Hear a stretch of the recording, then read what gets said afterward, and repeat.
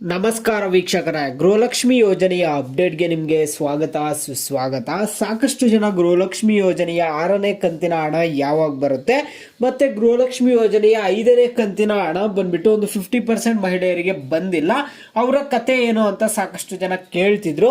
ಇದ್ರ ಬಗ್ಗೆ ನಿಮಗೆ ಈ ವಿಡಿಯೋದಲ್ಲಿ ಉತ್ತರ ಸಿಗುತ್ತೆ. ಎಲ್ಲರೂ ವಿಡಿಯೋ ಕೊನೆವರೆಗೂ ನೋಡಕ್ಕೆ ಟ್ರೈ ಮಾಡಿ. ಅದಕ್ಕೆ ಮುಂಚೆ ಯಾರ ಚಾನಲ್ ಇನ್ನೂ ಸಬ್ಸ್ಕ್ರೈಬ್ ಮಾಡ್ಕೊಂಡಿರೋ ಪಟ್ ಅಂತ ಸಬ್ಸ್ಕ್ರೈಬ್ ಮಾಡ್ಕೊಳ್ಳಿ. ಮತ್ತೆ ವಿಡಿಯೋಗೆ ಒಂದು ಲೈಕ್ ಆದ್ರೆ ಕೊಡಿ. ನೀವು ಕೂಡ ಸಬ್ಸ್ಕ್ರೈಬ್ ಲೈಕ್ ಇಂದ ನಿಮ್ಗೆ ಇದೇ ರೀತಿ ಕಂಟಿನ್ಯೂಸ್ ಅಪ್ಡೇಟ್ಸ್ ಆದ್ರೆ ಸಿಗ್ತಿರುತ್ತೆ. ಈಗಾಗಲೇ ಯಾರು ಸಬ್ಸ್ಕ್ರೈಬ್ ಲೈಕ್ ಮಾಡಿ ವಿಡಿಯೋ ನೋಡ್ತಿದ್ರು ಎಲ್ಲರಿಗೂ ನನ್ನ ಒಂದು ಹೃದಯ ಪೂರ್ವಕ ಧನ್ಯವಾದಗಳು. ನೋಡಿ, ಈಗ ನಾನು ಡೈರೆಕ್ಟ್ ಟಾಪಿಕ್ಗೆ ಬರ್ತೀನಿ. ಏನಂತ ಅಂದ್ರೆ, ಗೃಹಲಕ್ಷ್ಮಿ ಯೋಜನೆಯ 6ನೇ ಕಂತಿನ ಹಣದ ಬಗ್ಗೆ ನಿಮ್ಮ ಎಲ್ಲರಲ್ಲಿ ಒಂದು ಡೌಟ್ ಆದ್ರೆ ಇದೆ. ಯಾವಾಗ ನಮಗೆ ಗೃಹಲಕ್ಷ್ಮಿ ಯೋಜನೆಯ 6ನೇ ಕಂತಿನ ಹಣ ಬರುತ್ತೆ? ನಮಗೆ ಗೃಹಲಕ್ಷ್ಮಿ ಯೋಜನೆಯ 6ನೇ ಕಂತಿನ ಹಣ ಇದೇ ತಿಂಗಳಿನಲ್ಲಿ ಜಮಾ ಆಗುತ್ತಾ? ಇಲ್ಲ ಅಂದ್ರೆ ನಮಗೆ ಗೃಹಲಕ್ಷ್ಮಿ ಯೋಜನೆಯ 5ನೇ ಕಂತಿನ ಹಣ ಬಂದ್ಬಿಟ್ಟು ಪೆಂಡಿಂಗ್ ಹಣ ಹೀಗೆ ಬರುತ್ತಾ? ಇಲ್ಲ ನಮಗೆ 6ನೇ ಕಂತಿನ ಹಣದ ಜೊತೆ ಬರುತ್ತಾ? 4,000 ಒಟ್ಟಿಗೆ 5ನೇ ಕಂತು 6ನೇ ಕಂತು ಬರುತ್ತಾ ಅಂತ ಸಾಕಷ್ಟು ಜನ ಕೇಳ್ತಿದ್ರು.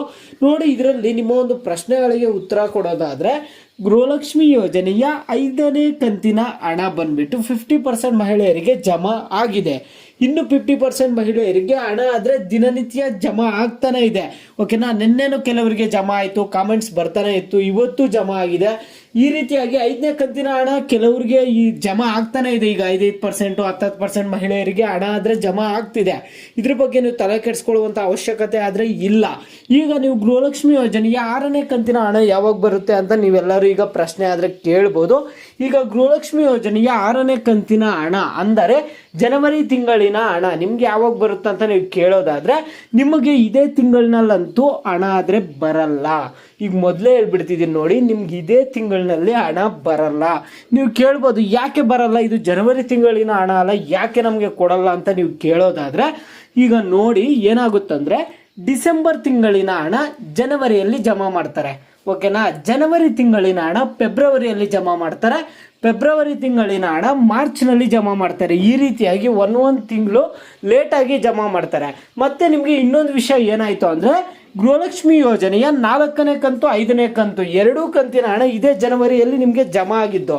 ಆ ಕಾರಣದಿಂದ ನಿಮಗೆ ಈಗ ಒಟ್ಟಿಗೆ ಆದರೆ ಹಣ ಜಮಾ ಆಗಲ್ಲ. ಓಕೆನಾ? ಈಗ ಮತ್ತೆ ಒಂದೇ ತಿಂಗಳಲ್ಲಿ 3 ಕಂತು ಬಂದಂಗೆ ಆಗುತ್ತೆ. ಓಕೆನಾ?